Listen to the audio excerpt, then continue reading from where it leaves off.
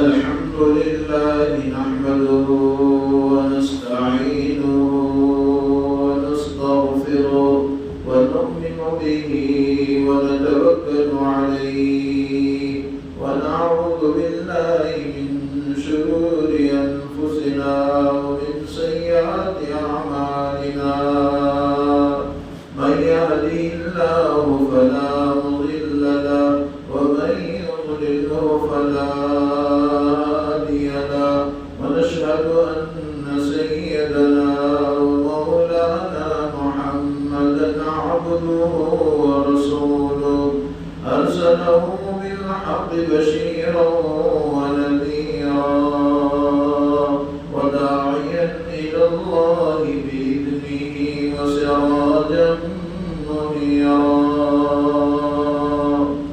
أعوذ بالله من الشيطان الرجيم. يا أيها الذين آمنوا كتب عليكم الصيام كما كتب على الذين من قبلكم لعلكم تتقون. وقال الله تعالى ويل لكل همزة لمزة الذي جمع مالا وعددا كما قال صلى الله عليه وسلم. صدق الله العظيم. اللہ جل جلالہ وعمل والہ نے جمعہ کے بابرکت دن میں ہم سب کو جمع کیا ہے. رمضان مبارک کا یہ 18واں روزہ ہے اور رمضان مبارک کا یہ دوسرا عشرہ ختم ہونے میں. پہلا عشرہ رحمت کا ہے, دوسرا عشرہ مغفرت کا ہے. اور اللہ نے انسان کے ساتھ یہ معاملات اس لیے رکھے ہیں تاکہ انسان اللہ کے قریب ہو جائے.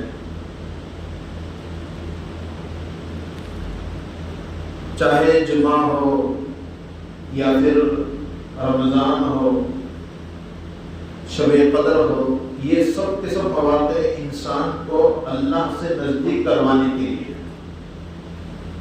کیونکہ مختصر زندگی ہے انسان کی اور یہ مختصر زندگی میں آخرت کے لیے پیدا کیا گیا ہے.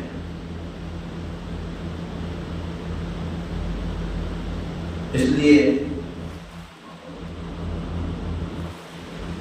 جمعہ کے دن کے خصوصیات تو بہت ہے, ہم روزے میں بھی ہیں اور اسی کے ساتھ پھر جمعہ کی گھڑیاں اللہ نے دی ہے. اللہ قدردانی کی توفیق عطا فرمائے. جس کو جمعہ کا دن ملا ہے اور اس نے وہ اوقات پائے جو اوقات قبولیت کے ہیں, جیسے کہ 2 خطبے کے بیچ کا وقت ہے, اسی کے ساتھ مغرب سے پہلے دعاؤں کے قبولیت کا ہے. یہ سب کے سب اوقات قبولیت کے ہیں اور سب سے بڑی قبولیت تو یہ ہے کہ جمعہ کے دن جس کسی کا انتقال ہو جائے اللہ اس سے پوچھ گچھ نہیں کرے گا. جو سوالات قبر میں ہوتے ہیں تو اللہ اس سے سوالات نہیں کریں گے جس کا جمعہ کے دن انتقال. مولانا قاری اللہ شاعر مشکات ہے, انہوں نے سوال قائم کیا, ہو سکتا ہے کہ اللہ کا معاملہ دنیا والوں کی طرح ہو, آج معاف کر دیا کل دیکھوں گا, انتقال جمعہ کو ہو جائے تو اللہ سنیچر کو حساب لے. تو مولانا قاری لکھتے ہیں اللہ کا معاملہ دنیا والوں کی طرح نہیں ہے, ایک مرتبہ کہہ دیتا ہے ہمیشہ کے لیے معاف ہو جاتا ہے۔ اللہ ہمیں اس دن کے قدردانی کی توفیق عطا فرمائے۔ مجھے عرض کرنا ہے کہ آج ہمارا اور آپ کا معاملہ جو ہے اللہ رسول سے قریب ہونے کے بجائے دور ہوتا چلا جا رہا ہے۔ انسان حوادث میں اور دنیا کے تعیشات میں، دنیا کی چیزوں میں اتنا پھنس گیا ہے، قرآن سے اس کو لگاؤ نہیں ہے، شریعت کی جتنی چیزیں ہیں اس سے کوئی اس کو محبت نہیں۔ وجہ یہ بنی کہ دنیا اس کے اندر آئی ہوئی ہے، اور یقین جانو یہ باڈی اللہ کی امانت ہے۔ آنکھ، کان، دل، دماغ، روجڑی، پھیپھڑے، لیور، گردے اللہ کی امانت ہے۔ اگر اللہ کی امانت نہ ہوتی تو اللہ اس انسان کو کب تک بھی رکھتا، لیکن یہ اللہ کی امانت ہے، پتہ اس سے چل رہا ہے کہ اللہ جب چاہتا ہے اٹھا لیتا ہے۔ آج دیکھیں، یہ کہنے کا کسی کو موقع نہیں ہے جوان جا رہا ہے، بوڑھا جا رہا ہے، اللہ جب کسی کو چاہے اٹھا لیتا ہے، یہ اللہ کی امانت ہے۔ جیسے کوئی کمپنی ہے، ہم نے کوئی جو ہے مشین لائی ہوئی ہے، اور وہ مشین لانے کے بعد اس کمپنی کا آدمی ہمارے پاس آ کر بتاتا ہے یہ مشین کیسے چلانا ہے۔ اگر وہ مشین اس کمپنی کا آدمی نہ بتائے اور ہم اپنی ہوشیاری سے کریں تو وہ مشین بند ہو جائے گی۔ ایسے ہی اللہ نے یہ پوری مشین بنائی، اور اس کو چلانے کے لیے اللہ نے انبیاء کو بھیجا ہے۔ قرآن اور اس کی آخری کڑی ہے محمد رسول اللہ صلی اللہ علیہ وعلا آلہ وسلم تسلیما کثیرا کثیرا، اور آپ آئے اور آپ نے پھر اللہ نے قرآن اتارا ہے۔ امام غزالی کہتے ہیں قرآن یہ خط ہے اللہ کا جو ہمارے پاس آیا ہے۔ آج یہ قرآن کے پڑھنے کے لیے وقت ہمارے پاس ہے، اتنی بری بات ہے۔ یہ اللہ کی طرف سے اترا ہوا قرآن ہے، یہ خط ہے، اور اس خط کو پڑھنے کے لیے ہمارے پاس وقت ہے۔ اس لیے لوگ یہ کہتے ہیں کہ ظاہری نفع ہو، اور جتنی چیزیں تم بتاتے ہو یہ آخرت میں ملے گا، نماز کا بدلہ کہاں ملے گا، روزے کا بدلہ کہاں ملے گا، زکوٰۃ کا بدلہ کہاں ملے گا، یہ تمام چیزوں کے بدلے آخرت میں ملے گی۔ معجل اٹھا رہے، ہمیں تو نقد چاہیے۔ کوئی عامل صاحب، کوئی پیر صاحب کوئی وظیفہ بتائے تو فوراً وہ وظیفہ کرنا آسان ہو جاتا ہے، لیکن میرے نبی نے اور اللہ نے بتائی ہوئی چیزوں پر ہمیں یقین نہیں ہے، وہ چیزیں کرنے کے لیے وقت نہیں ہے۔ اگر کسی نے کہا 300 مرتبہ ہی پڑھو تو وہ پڑھنے کے لیے اتنا وقت ہے کہ سونے سے پہلے معاملات کر لینا، لیکن میرے نبی نے فرمایا سورہ بقرہ کے آخر کے 2 آیتیں پڑھ لو، آپ کے یہ مسئلے حل ہو جائیں گے، اس کے پاس اس کے لیے وقت نہیں۔ کیا ہے اللہ والوں نے لکھا ہے کہ ظاہری نفع کیا ہے اعمال کا، عبادت کا ظاہری نفع کیا ہے؟ کہا عبادت کا ظاہری نفع، کہا اللہ دلی سکون اس کو دے دیں گے، دل کا اطمینان اس کو ملے گا۔ جو عبادت میں رہتا ہے، اعمال میں رہتا ہے، قربانی دیتا ہے، اللہ دل کا سکون اس کو دے دیں گے، ظاہری نفع ہے۔ آج دیکھو بڑے بڑے لوگ ہیں اور سب چیزیں ہیں، لیکن ان کو نیند نہیں آ رہی۔ آج اعمال کا نفع اتنا ہے کہ گھر میں پنکھا نہیں ہے لیکن چٹائی پر اس کو نیند آ رہی ہے۔ یہ اعمال کا نفع ہے کہ جو اعمال کرتا ہے اللہ کی بندگی میں لگا رہتا ہے، اس کا ظاہری نفع یہ ہے کہ اللہ دل کا سکون دے دیتے ہیں۔ آج یہ تمام چیزیں اس لیے سفیان ثوری رحمۃ اللہ علیہ بڑے تابعی گزرے ہیں، انہوں نے کہا اگر ہمارے اپنے سکون کا پتہ بڑے بڑے مالداروں کو پڑ جائے تو وہ تلوار لے کر آگے آئیں گے کہ ہم تلواروں سے ان کا سکون چھین لیں۔ یہ میٹھی نیند کیسے سوتے ہیں؟ آج یہ سکون ملے گا قرآن کی وجہ سے، اعمال کی وجہ سے، تراویح کی وجہ سے، بندگی کی وجہ سے، اور انسان یہ تمام چیزوں کو محسوس نہیں کر رہا ہے۔ اس لیے قرآن سے روگردانی، احکامات سے روگردانی، زکوٰۃ جیسے فریضے سے روگردانی، یہ تیسرے نمبر پر فرض ہے زکوٰۃ۔ اس لیے میں نے جو آیتیں پڑھی ہے نا، وَإِذٌ لِكُلِّ هُمَزَةٍ لمزہ. ویل کس کو کہتے ہیں؟ ویل کہتے ہیں ہلاکت کو، اور ویل کہتے ہیں جہنم کے بعد مفسرین کہتے ہیں جہنم کا ایک طبقہ ہے ویل. رومزہ لومزہ، رومزہ کہتے ہیں لعن طعن کرنے والے کو، اور لومزہ کہتے ہیں غیبت کرنے والے کو. ہلاکت ہیں لعن طعن کرنے والے اور ایک دوسرے پر طعن تشنیع کرنے والے، الزام لگانے والے، ان کے لیے ہلاکت ہے. لومزہ ان لوگوں کے لیے ہلاکت ہے جو غیبت کرنے والے ہیں. امت نے اپنے آپ کو، کیونکہ اللہ رسول سے محبت نہیں ہے، شریعت سے محبت نہیں ہے، لعن طعن کرنے کو بڑا جو ہے کارنامہ سمجھا، غیبت کرنے کو بڑے کارنامے سمجھے. اور وہ کون لوگ سمجھتے ہیں؟ الذی جمع مالا وعددا، وہ لوگ یہ کارنامے کرتے جو مال جمع کرتے اور گن گن کر رکھتے ہیں. ان لوگوں کے نزدیک غیبت کرنا بڑا کارنامہ سمجھا جاتا ہے. طعن تشنیع کرنا مال ہے نا، تو وہ مال اللہ کی بڑائی کروانے کے بجائے یہ کاموں میں لگا رہا ہے جو گن گن کر رکھتے ہیں اور مال جمع کرتے ہیں. اصل میں یہ آیتیں جو ہوتی ہے نا، دو لوگوں کے بارے میں ہوتی ہے، لیکن اللہ نے قرآن کسی شخصیت کے بارے میں نہیں، کسی آدمی کے بارے میں نہیں، ایک دو لوگوں کے بارے میں، قیامت تک کے لوگوں کے بارے میں. جو مال کو جمع کر کے گن گن کر رکھے گا وہ کیا ہوگا؟ اس کا کارنامہ یہ ہے کہ وہ طعن تشنیع میں لگا ہوا ہوگا. وہ مال جمع کرنے میں لگ کر اپنے آپ کو یہ سمجھے گا میں سب سے بڑا ہوں. سنو آگے قرآن کہہ رہا ہے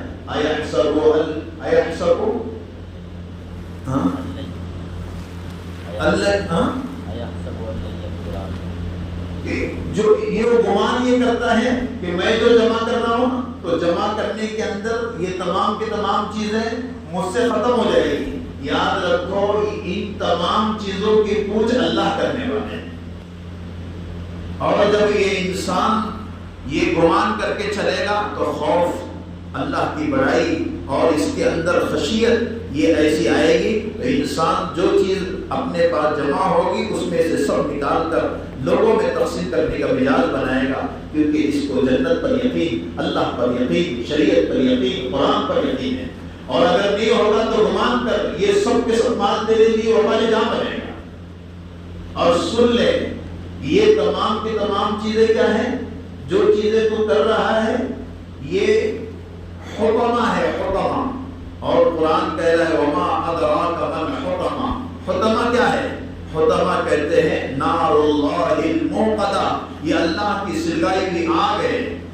بندہ یہ سمجھتا ہے کہ مجھے تمام کی تمام چیزیں جو مل رہی ہیں میرے بلبوتے پر مل رہی ہیں. قارون کے پاس مال نہیں تھا، غریب آدمی تھا قارون. سب نے نام سنا ہے اس کا؟ قارون بڑا غریب آدمی. موسیٰ علیہ السلام کے پاس آیا اور کہنے لگا دعا کر دیجیے میں مالدار ہو جاؤں، دعا کروا رہے. تو موسیٰ علیہ السلام نے کہا کہ نہ تجھے برداشت نہیں ہوگا، اور تو یہ تمام چیزیں کر لے گا تو تیرا اپنا معاملہ آگے بڑھے گا تو اللہ سے دور ہو جائے گا. کہا کہ نہ دعا کر دو کہ مالدار ہو جاؤں. موسیٰ علیہ السلام نے دعا کی تو اتنے مالدار ہو گیا، اتنا مالدار ہو گیا کہ اس کی خزانے کی چابیاں 80 اونٹوں پر جایا کرتی تھیں. اتنا مالدار ہو گیا. ایک چابی جیب میں تو اس کی تجربے میں کتنا ہوا؟ ایک چابی. اب 80 اونٹوں پر اس کی چابیاں ہو تو کتنا خزانہ ہوگا؟ اتنا بڑا خزانہ.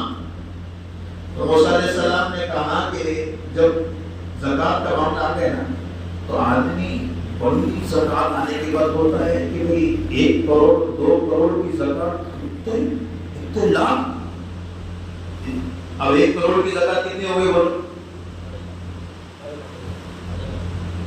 1 کروڑ کی کتنے؟ 1 لاکھ کی 2.5 10 لاکھ کے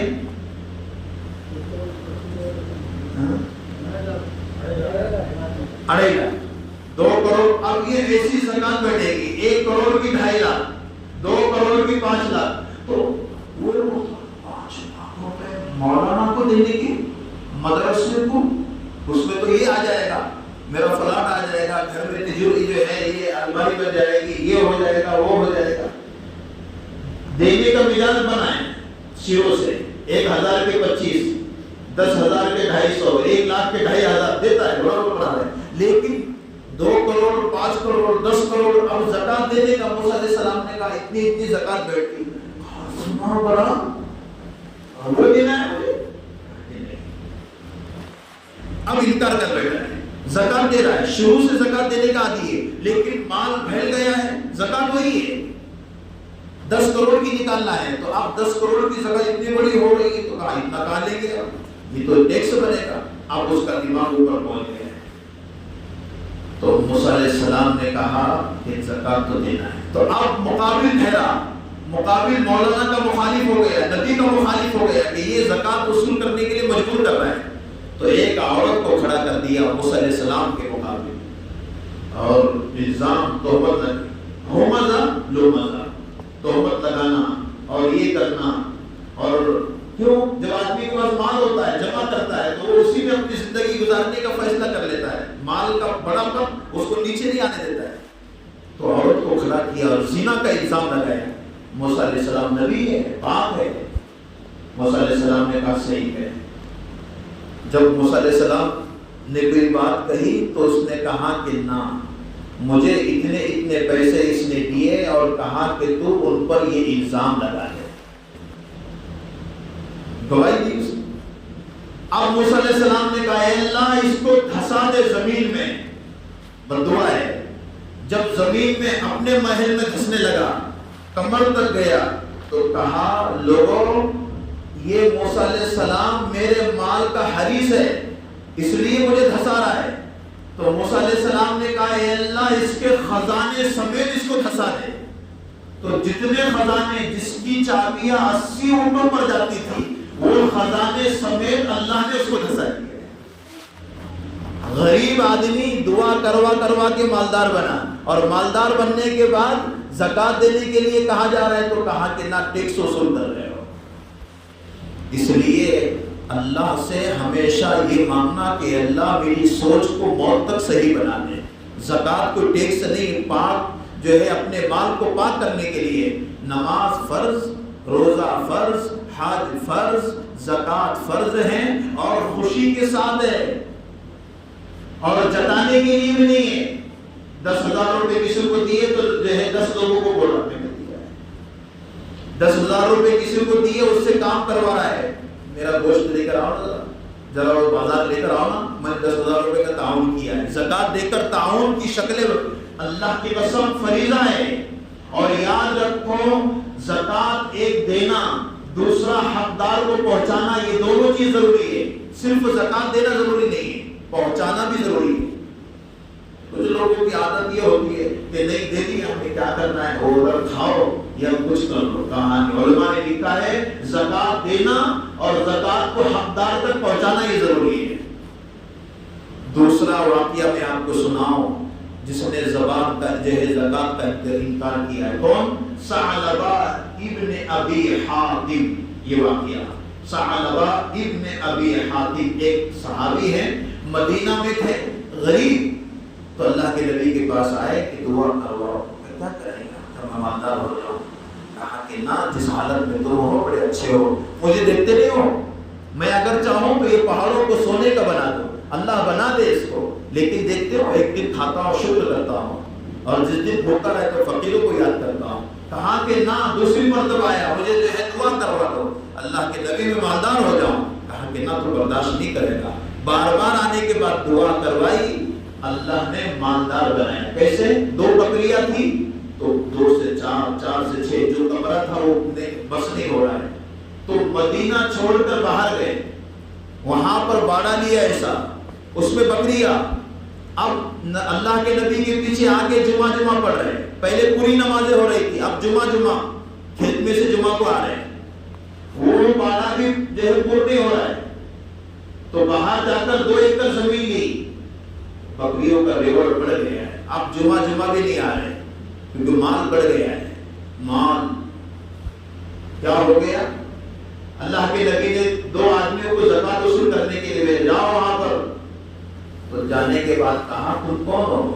ثعلبہ ابن حاتم، ابی حاتم نے پوچھا تم کون ہو؟ کہا نبی نے بھیجا ہے۔ کہا کس کے لیے؟ کہا زکات وصول کرنے کے لیے۔ تو کہا زکات؟ کہا اتنا یہ مال ہے نا، کہا یہ مال میں سے زکات، کہا کتنا ہوتا ہے؟ کہا اتنا. کہا کہ تم ٹیکس وصول کر رہے ہو، یہ کیا وصول کر رہے ہو؟ میں نے کمایا ہوا ہے اور تم کیا وصول کر رہے ہو؟ نکل جاؤ یہاں سے. نبی کی دعاؤں سے مالدار بنائے اور آپ کیا کہہ رہا ہے؟ زکات وصول کر رہے ہو، ٹیکس سے ہی ہے. دوسرے صحابی کے پاس گئے تو انہوں نے کہا کہ سب اللہ کے نبی کا، جو اندر سے اچھا وہ سب لے گا، میں اس میں سے بنا دے گا. اللہ کے نبی کے پاس آئے اور سنایا کہ ثعلبہ یہ کہہ رہا ہے. اللہ کے نبی نے فرمایا وَيْلٌ لِلثَّعْلَبَةِ، ثعلبہ کے لیے افسوس ہو، ثعلبہ کے لیے افسوس ہو. بیان سن رہے تھے جو صحابہ، تو اس میں وہ ثعلبہ کا ایک دوست تھا، اٹھا اور بھاگے گیا اور کہا ثعلبہ جلدی آ اور جلدی جا کر نبی کے پاس معافی مانگ لے، آج تیرے لیے تو نبی کی زبان سے بددعا نکل گئی ہے. بھاگے آ گئے، اللہ کے نبی سے کہا، اللہ کے نبی معاف کر دینا. کیا ہو گیا؟ کہا کہ مجھے سمجھ میں نہیں آیا. کہا کہ ثعلبہ اب تیرے مال کو میں نہیں، اللہ بھی قبول نہیں کرے گا.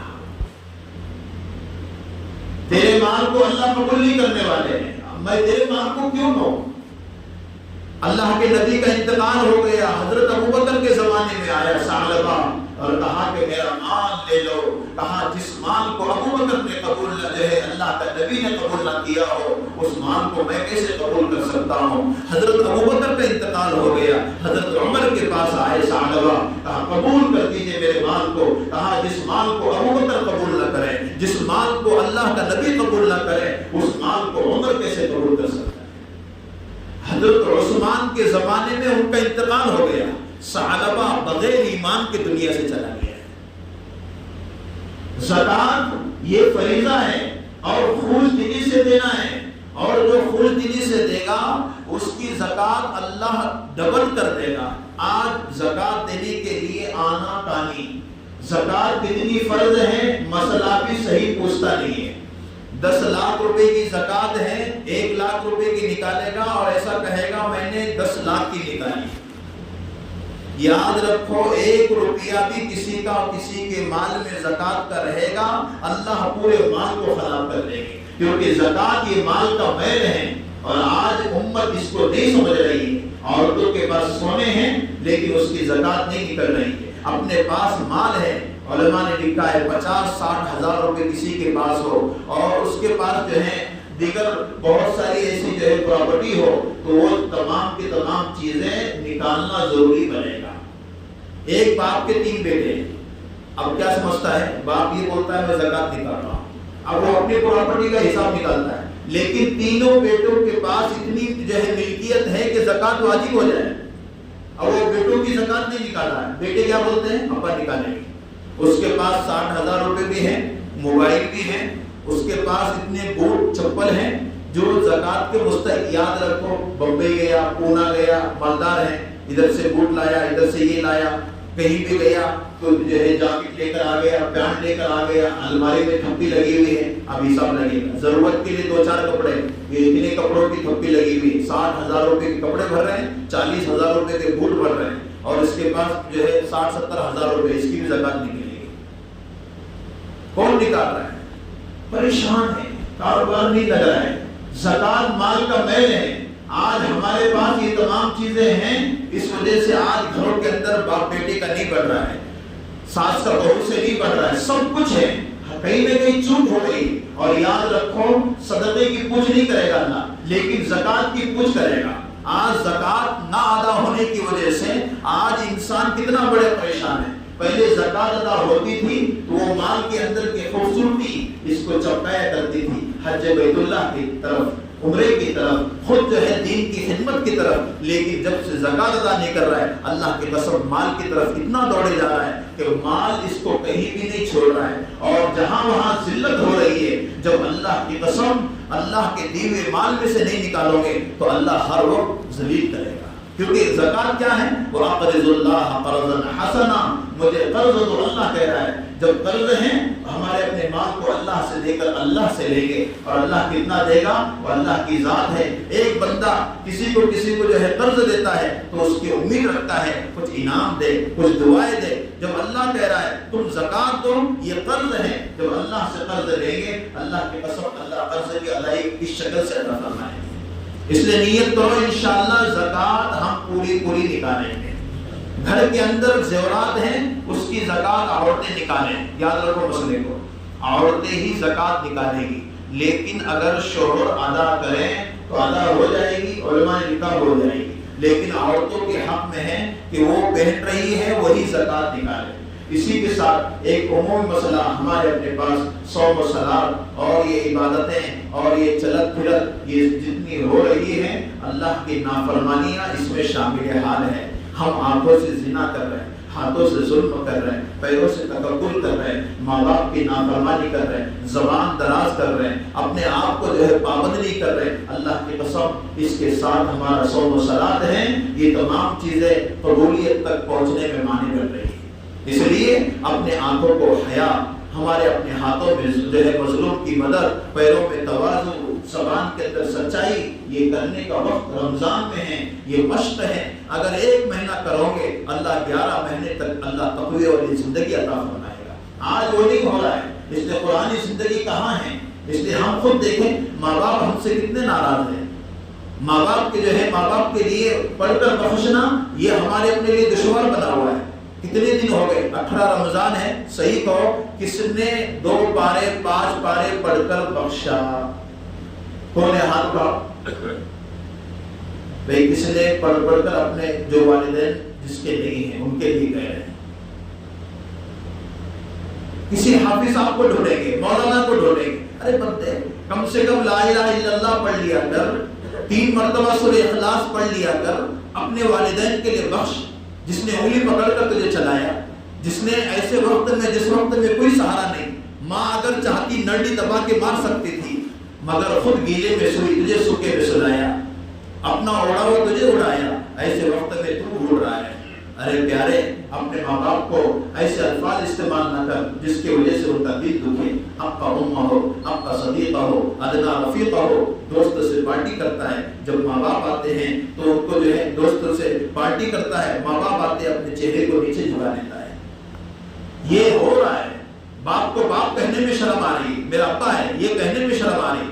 ایسے اگر ایام میں ہم ماں باپ کی قدر نہیں کریں گے تو کون سا وقت ہوگا؟ ماں باپ نظر نہیں آئیں گے، آج نظر آ رہے ہیں۔ اس کے لیے ایک تو اپنے ماں باپ کی قدر کرو، کریں گے انشاءاللہ۔ اپنے آپ کو پابند کرو اللہ رسول کی تعلیمات سے، قرآن سیکھو، ہماری اپنی جو ہے تربیتوں کو دینداری والی تربیت بناؤ، قرآن پڑھو، اچھا قرآن پڑھو، اچھا قرآن سیکھو۔ دیکھو زندگی پھر کہاں سے کہاں بھٹک رہی ہے، اور یاد رکھو آج پرفتن دور کے اندر جس دور میں ہم چڑھ رہے ہیں، اپنی زندگیوں کو اعمال سے آراستہ نہیں کریں گے، اللہ کی قسم اللہ کے علاوہ ہمارا کوئی جو ہے ماوا و بنجا نہیں ہے۔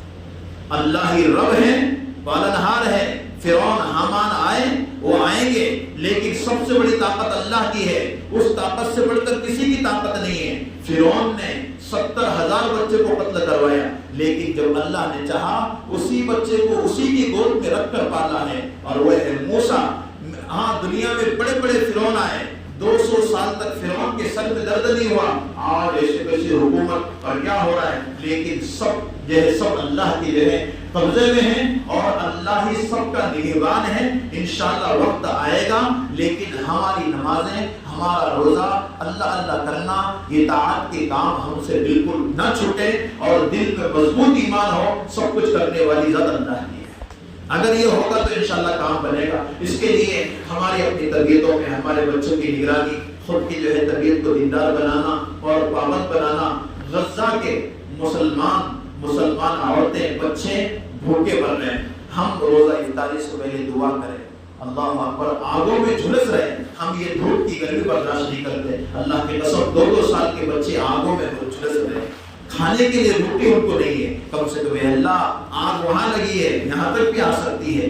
ہاں ہم یہ سمجھ رہے ہیں کہ کیا ہونے والا ہے، ہاں جو ہوگا اللہ کریں گے، لیکن ہم اپنے آپ کو پابند کریں، اللہ وہاں کے بچے بچیوں کی حفاظت فرما دیں، اور وہ ظالم کی ظلم سے حفاظت کر دے اور اس کی سوچ کو گم کر دے جو کر رہے ہیں. انشاءاللہ دیکھو فتوحات ہوگی اور اللہ فتح دے گا اور ہماری اپنی عبادتوں کو اللہ قبول فرمائے اور ہمارے روزے ہماری نمازوں کو اللہ قبول فرمائے اور ہمارا اپنا مستقبل اللہ چمکا دے. وآخر دعوانا الحمدللہ رب العالمین. سنت پڑھتے ہیں.